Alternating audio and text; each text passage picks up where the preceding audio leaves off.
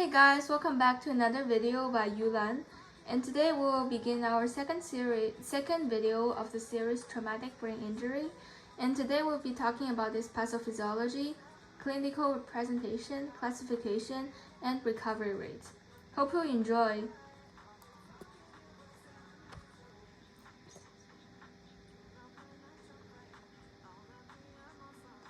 Based on the levels of damage, there are different brain diseases caused by TBIs. Firstly, mild TBIs, most commonly known as concussions, are usually not life-threatening. When a violent blow, jolt, or bump acts on the head, the brain undergoes a rapid movement, forcefully colliding with the inner walls of the skull. The brain functions get disrupted, usually for a brief period.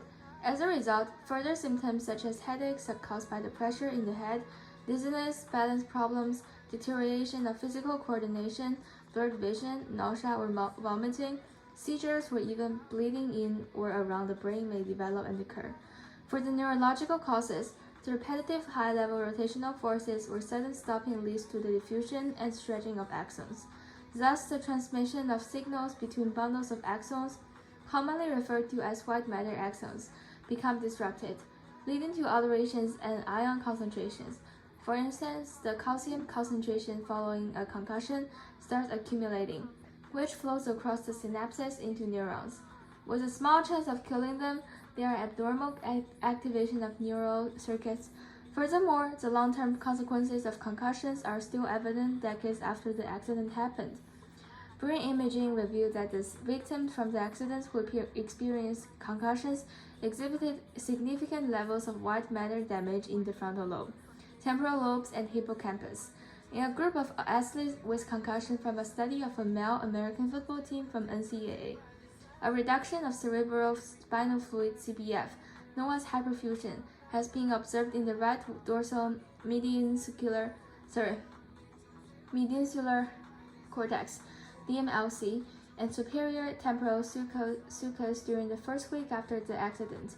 The CBF in these regions, in the majority of cases, return to normal levels within 1 month, whereas the CBF level in the dorsal medial prefrontal cortex in others continue to remain below the standard level. The persistent CBF impairment was found to be linked with unfavorable outcomes, as well as symptoms of anxiety and depression. Going from mild TBIs to more severe TBI. Coma, which is a lengthy deep state of unconsciousness, in which the patient's eyes remain closed. Coma could be a result of the scenarios mentioned in concussion, or other conditions such as stroke, lack of oxygen in the brain, infections, and more. The speed at which a brainstem lesion occurs, its location, and its size determine whether it will result in a coma. It's important to note that coma is caused by disordered arousal, or levels of consciousness rather than impairment of content of consciousness. Coma or impaired consciousness occurs due to either or both dysfunction of bilateral cerebral hemispheres and failure of the reticular activating system, or called RAS.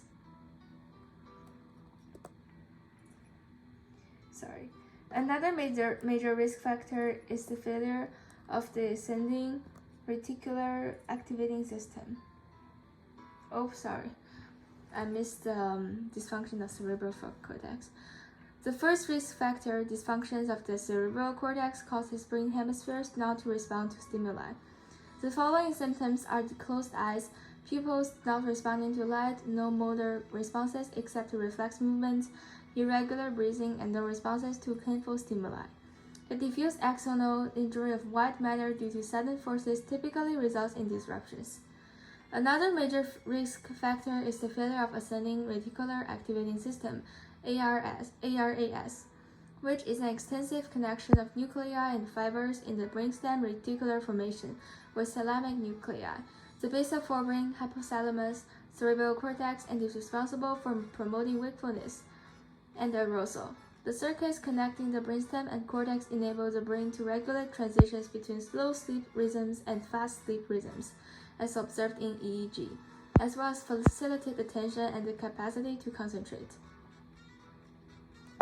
So here comes the recovery rate.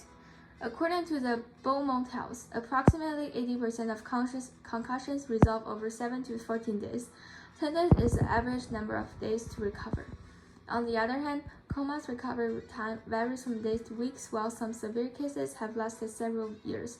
The chances of survival depend on the severity of the brain injury, such as the original cause of the coma, patient's age, and how long they have been in a state of coma. It's impossible to provide an accurate prediction regarding the person's final recovery, the duration of the coma, or the presence of any long-term issues. Here are my references, and hope you enjoy, and thank you for listening. If you find this interesting, please subscribe and like this video. Thank you so much.